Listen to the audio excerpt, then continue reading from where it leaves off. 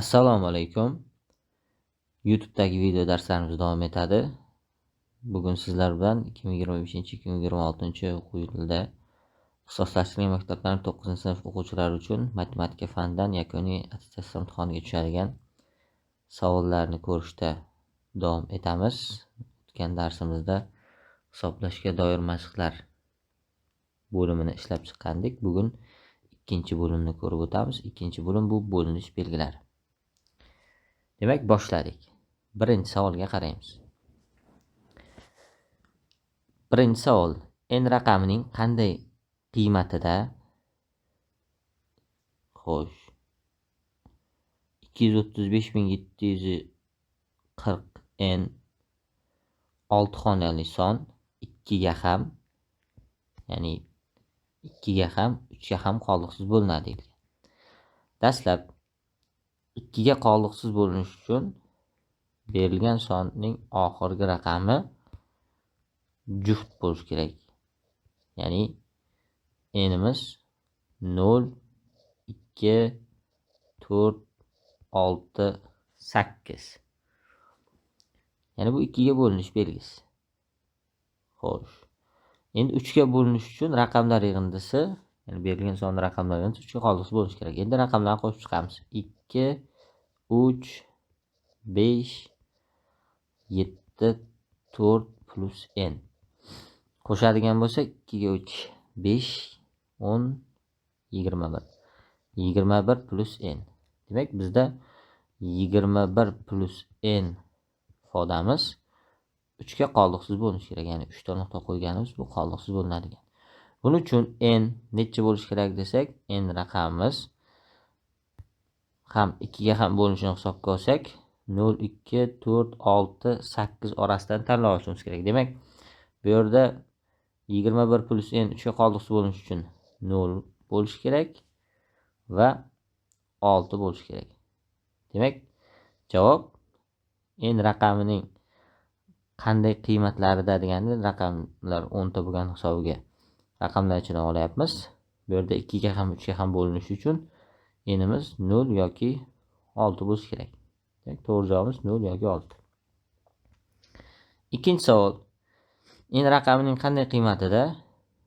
Xo'sh, 386020 n 6 xonali son 2 ga ham 5 ga ham qoliqsiz bo'linadi. Xo'p, dastlab 2 ga qoliqsiz bo'linish uchun n 0, 2, 4, 6, 8 bo'lishi kerak.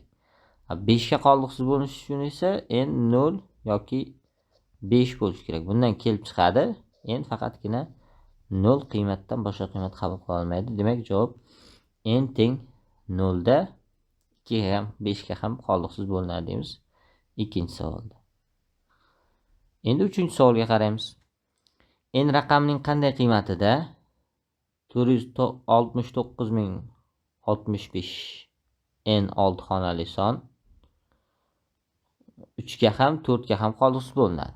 Demak, 3 ga qoliqsiz bo'linish uchun raqamlarni qo'shamiz. 4, 6, 9, 6, 5 plus n. Buni qo'shadigan bo'lsak 10, 19, 30 plus n. Demak, 30 plus n 3 ga qoliqsiz bo'linish uchun n 0 bo'lishi kerak. Xo'sh, 3 bo'lishi kerak, 6, 9 bo'lishi kerak. Endi 4 ga bo'linish belgisi. 4 ga bo'linish belgisi berilgan sonning oxirgi ikkita raqamidan tuzilgan son 4 ga qoliqsiz bo'linsa, shu son o'zi ham 4 ga qoliqsiz bo'linadi. Demak, 5n sonimiz 4 ga qoliqsiz bo'linishi kerak. Buning uchun n raqamini nechalarni olish kerak? Demak, n raqamini agar umumiy holda qarasak, bu yerda 52 bo'ladi, 2 bo'linadi, 56 bo'ladi. Endi 3 ga bo'linish uchun 0, 3, 6, 9, 4 ga bo'linish uchun 2, 6. Endi 3 ga ham 4 ga ham bo'linishi uchun n 6 bo'lishi kerak. Demak, javob n faqat 6 bo'lganda 3 ga ham 4 ga ham bo'linadi deymiz. Xo'sh. Demak, javob 3-savolimizda n teng 6 da. 4-savolga qaraymiz. N raqamining qanday qiymatida? Xo'sh, 233007 n 8 6 xonali son 4 ga ham 9 ga ham qoldiqsiz bo'linadi. Xo'p, 4 ga bo'linish uchun berilgan sonning oxirgi ikkita raqamidan tuzilgan son 4 ga qoldiqsiz bo'linishi kerak. Ya'ni n8 sonimiz 4 ga qoldiqsiz bo'linishi kerak.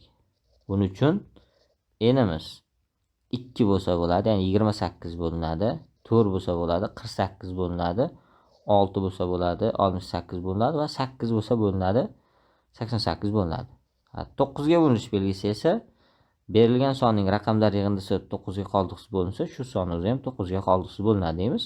Endi raqamlarni qo'shib chiqamiz. 2, 3, 7 n plus 8. Endi bularni qo'shib chiqadigan bo'lsak, 23 plus n.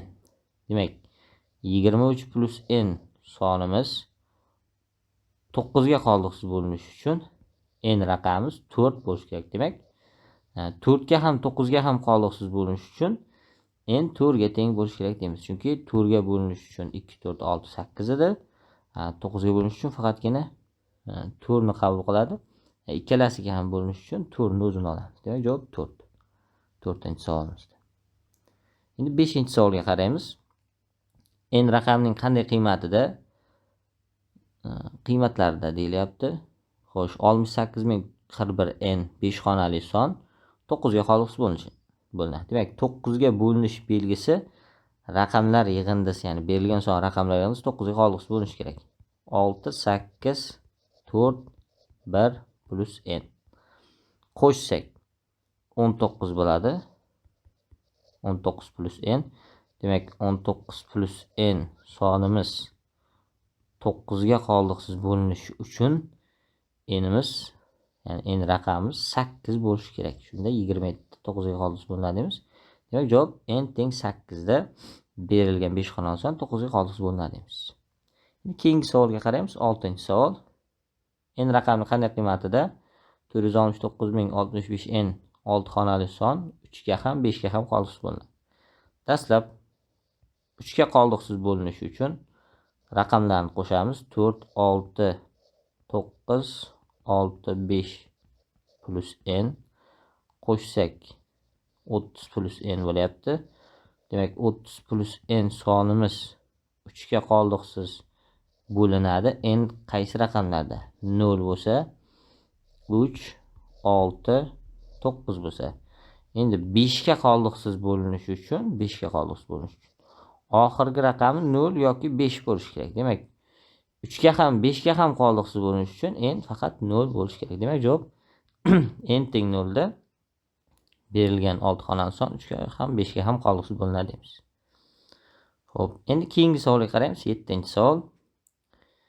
N raqamining qanday qiymatida yoki qiymatlarida 12067 n 5 xonali son 2 ga ham 9 ga ham qoldiqsiz bo'linadi.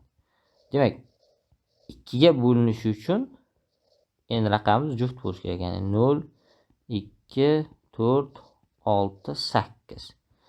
9 ga bo'linishi uchun berilgan sonning raqamlar yig'indisi 9 ga qoldiqsiz bo'lishi kerak.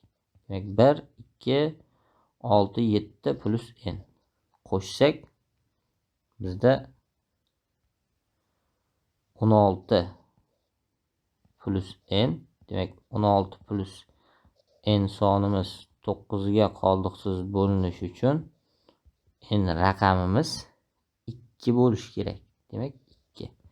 Endi 2 ga ham 9 ga ham bo'linishi uchun ham n 2 ga teng bo'lishi kerak. Ikkalasini ham qanoatlantirish uchun. Xo'p, demak, javob 2 ga teng. 8-savol. N raqamining qanday qiymatida yoki qiymatlarida 68620 n degan bo'ladi. 5 xonali son 9 ga ham 5 ga ham qoldiqsiz bo'linadi. Demak, 9 ga bo'linishi uchun, 9 ga qoldiqsiz bo'linishi uchun raqamlar yig'indisi, ya'ni hammasini raqamlarni qo'shib chiqamiz. 9 ga qoldiqsiz bo'linishi kerak. Qo'shsak bizda 14, 22 plus n. 22 plus n sonimiz 9 ga qoldiqsiz bo'linishi uchun n raqamimiz 5 bo'lishi kerak. Xo'p, demak, berilgan son 5 ga ham qoldiqsiz bo'linishi uchun esa n'imiz 0 yoki 5 bo'lishi kerak. Demak, ikkalasiga ham qoldiqsiz bo'linishi uchun n teng 5 ni olamiz, chunki ham 9 ga bo'linadi, ham 0 ga, ya'ni 5 ga bo'linadi. Xo'p, keyingi savolga qaraymiz. 9-savol. M raqamining qanday qiymatida 39000 m 25 xonali son 9 ga qoldiqsiz bo'linadigan 9 ga qoldiqsiz bo'linishi raqamlar yig'indisi.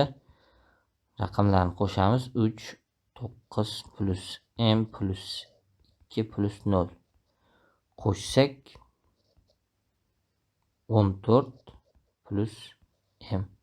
Demak, 14 plus m sonimiz 9 ga qoldiqsiz bo'linishi uchun m raqamimiz 4 bo'lishi kerak. M raqam ekanini hisoblash kerak. Raqamlar 10 ta, 0 dan 9 gacha bo'ladi.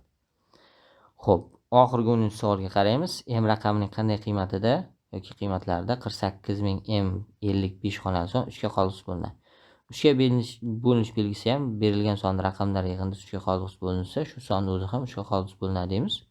Bunda ham raqamlarni qo'shib chiqamiz. 4, 8, m, 5, 0.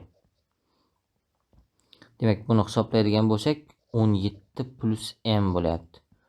17 plus m sonimiz 3 ga qoldiqsiz bo'linishi uchun m raqamimizni qabul qilish mumkin bo'lgan qiymatlari 1 bo'lsa 18 qoldiqsiz bo'linadi, 4 bo'lsa bo'linadi va 7. Demak, m ning qanday qiymatlarida desa 1, 4, 7 deb javob beramiz. Demak, biz ikkinchi bo'limni ko'rib o'tdik. Hammasini javoblarni. Bu yerda faqat qisqa javoblaydigan uchun faqat mana shu qisqa javoblar yoziladi javoblarga. Allohim nasib qilsa, endi qolgan bo'limlarni ham to'liq ko'rib chiqamiz. Videomiz yoqqan bo'lsa, o'z fikrlaringizni videomiz ostida qoldiring va like tugmachasini bosib qo'ying. Hammaga rahmat.